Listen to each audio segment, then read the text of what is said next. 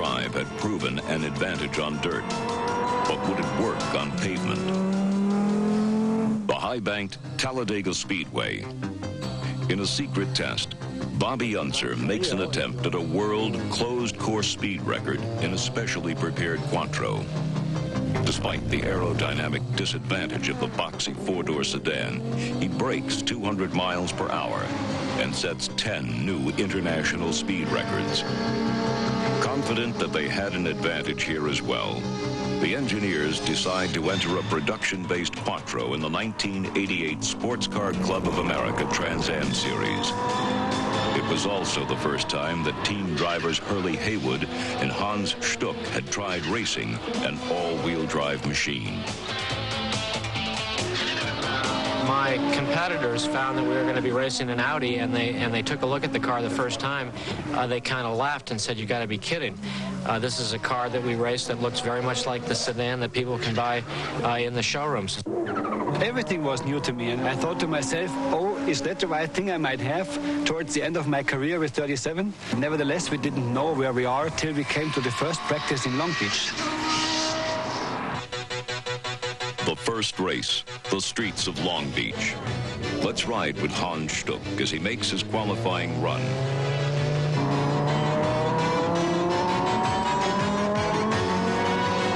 Cylinder turbocharged quattro is no match for the more powerful V8s on the straightaways. Its advantage comes in the tight turns. I had to adjust my style of driving because Trans Am drivers are hard drivers, tough drivers. They don't look very often in the mirror. If you come from behind, especially with a car like the Audi, you can brake very late, that they don't expect you to come so close to brake so late.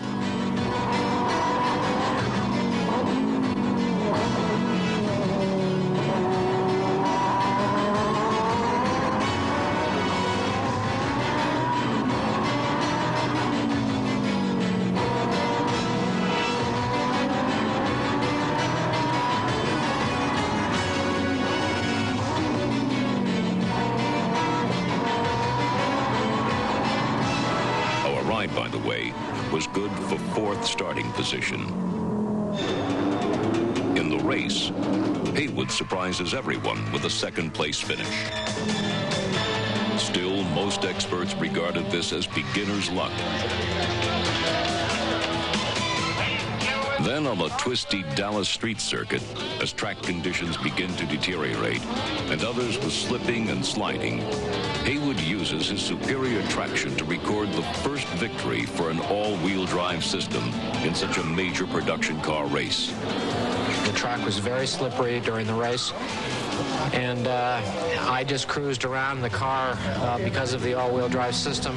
I could put it any place on the racetrack and get away with doing just about anything that if you tried it in a conventional car, you would have crashed. He follows with another victory on the streets of Detroit, taking the lead on the very last lap. Then at Niagara Falls, rally champion Walter Rural tries his hand at road racing and runs away from the field, making it 3 victories in the first 5 races. Meanwhile, Hans Stuck, one of the fastest men in the world in a rear-wheel drive race car, was still struggling to come to grips with the all-wheel drive system. Sooner or later, I thought I have to win a race. Audi is paying me a lot of money, so I look like a fool. I got to win a race now. Suddenly, he figured it all out and went on a tear. First place, Cleveland. First place, Brainerd. A victory at the Meadowlands. His secret? It's a left foot braking. You have this turbo lag, you know.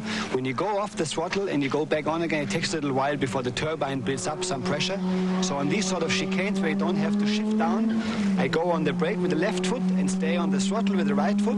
So I still have my boost pressure. And then when I leave the brake off, the car moves forward like a skyrocket. That's what it's all about. Mid-Ohio, rain.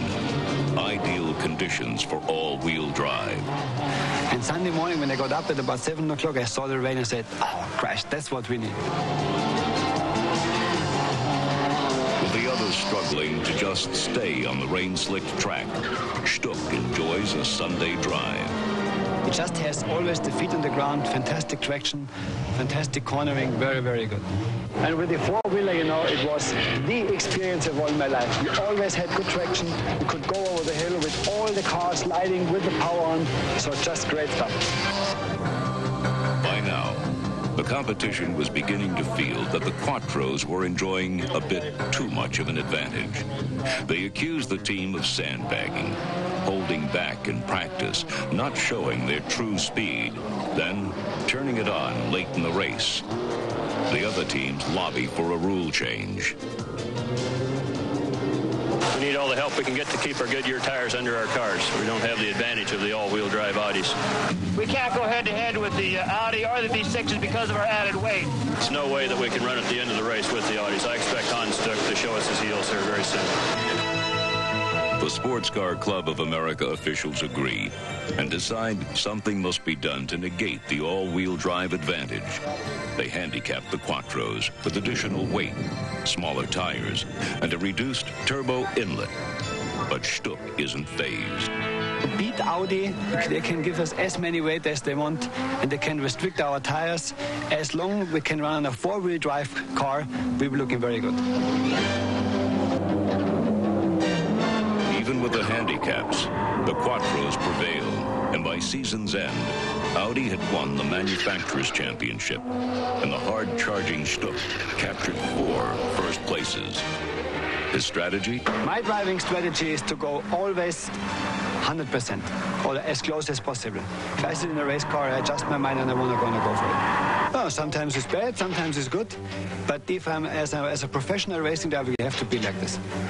It was the steady Haywood, however, who brought home the driver's title. His strategy was a bit different. Championships are points game, and you have to get the points at each race. You have to protect yourself not to get into trouble with the slower traffic. And I found that it was very beneficial for me to make my move in the latter part of the race, protect my car, keep it in good condition, and then make a charge in the latter part of the stages. My 2 teammates, Hans and Walter, would do the charging for me, and then in many cases they wore the competition out. But to Trans Am officials, the quattro's advantage seemed just a little too unfair. They aren't invited back for next year. Coming up next, the IMSA GTO.